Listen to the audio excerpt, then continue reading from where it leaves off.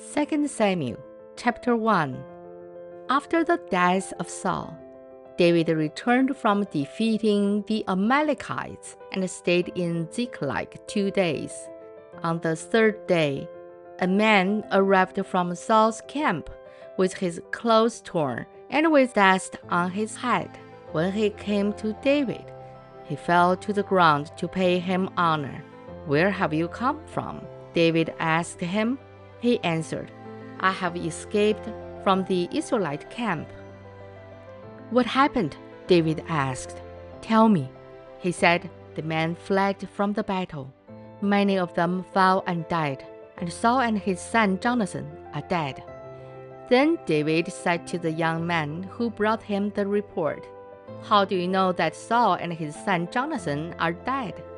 "I happened to be on Mount Gilboa," the young man said, "and there was Saul, leaning on his spear, with the chariots and riders almost upon him. When he turned around and saw me, he called out to me, and I said, 'What can I do?' He asked me, 'Who are you?' 'An Amalekite,' I answered. Then he said to me, 'Stand over me and kill me. I am in the throes of death, but I am still alive.' So I stood over him and killed him, because I knew that after he had fallen, he could not survive. And I took the crown that was on his head and the band on his arm, and have brought them here to my Lord." Then David and all the men with him took hold of their clothes and tore them. They mourned and wept and fasted till evening for Saul and his son Jonathan, and for the army of the Lord and the house of Israel, because they had fallen by the sword. David said to the young man who brought him the report, "Where are you from?" "I am the son of an alien, an Amalekite," he answered. David asked him, "Why were you not afraid to lift your hand to destroy the Lord's anointed?" Then David called one of his men and said, "Go, strike him down." So he struck him down, and he died.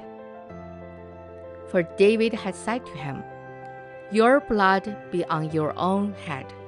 Your own mouth testified against you when you said, 'I killed the Lord's anointed.'"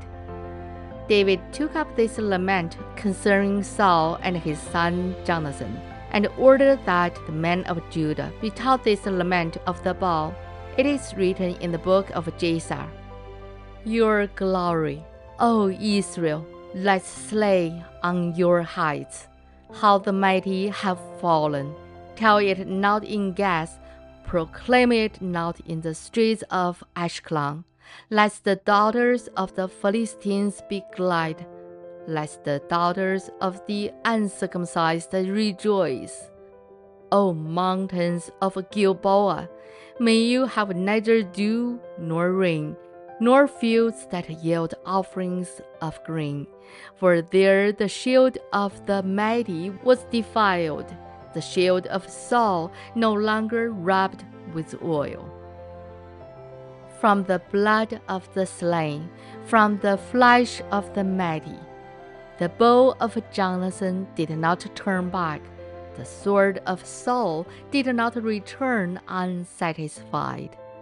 Saul and Jonathan, in life they were loved and gracious, and in death they were not parted. They were swifter than eagles, they were stronger than lions. O daughters of Israel, weep for Saul, who clothed you in scarlet and finery, who adored your garments with ornaments of gold. How the mighty have fallen in battle. Jonathan lies slain on your heights. I grieve for you, Jonathan, my brother. You were very dear to me. Your love for me was wonderful, more wonderful than that of women. How the mighty have fallen, the weapons of war have perished. This is the end of 2 Samuel chapter 1. 神的话语要昼夜思想，感谢大家的陪伴和支持。